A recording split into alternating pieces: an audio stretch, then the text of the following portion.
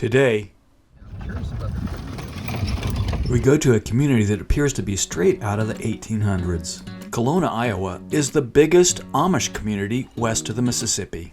Ironically, it's only 30 minutes outside of Iowa City, which has the University of Iowa and one of the largest teaching hospitals in the world. Iowa is a leader in installation of wind turbines.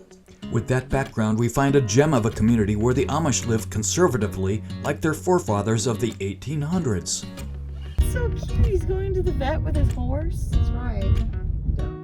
There are 5 main degrees of Amish, from Old Order Amish to Mennonite, with the Old Order having strict rules of living that forbids many things, to other orders that allow more modern living. It's not unusual to see horse and buggies trotting the streets or parked outside the Kelowna sales barn where they have sales and auctions.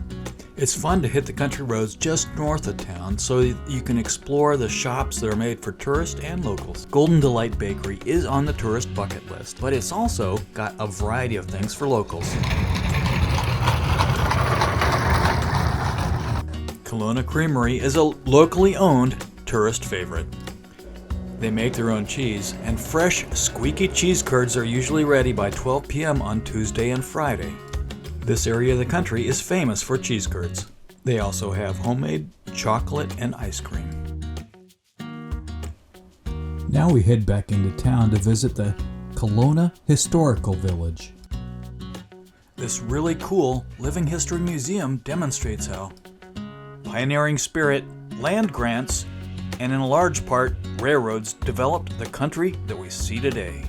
The village takes up a full city block with 3 museums, 12 historic buildings that are packed with 1800 era artifacts.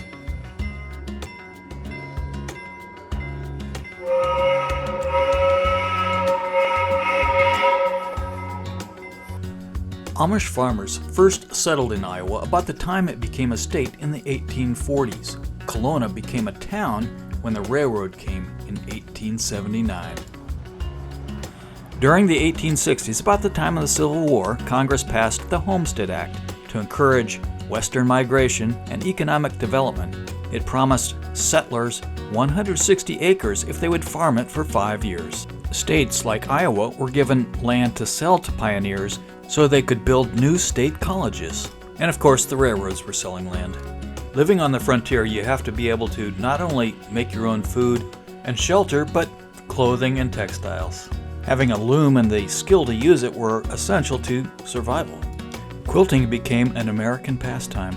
Now let's learn a little something about looming skills. Right now, I'm weaving crossways with this yarn, so it's very crinkly, but you will see zigzags once it's washed. That happens a lot of times, that on the loom, because everything is held under tension, some things don't show up, and then when you wash it, it's like it blooms and it looks completely different.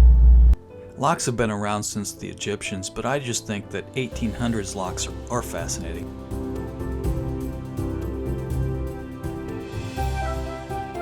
Pioneers recognized the importance of wind power, just as we're seeing it as a new frontier today.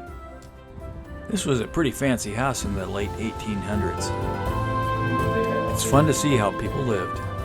Here's a fun fact. Within about 50 miles of here, on Interstate 80 that passes through Iowa, is the Amana colonies. People mistake that as being Amish, but they are not. Both do have German roots. Another fun fact, the Homestead Act applied in Alaska till 1986. Give it the thumbs up. Go University of Iowa Hawkeyes, and we'll see you later.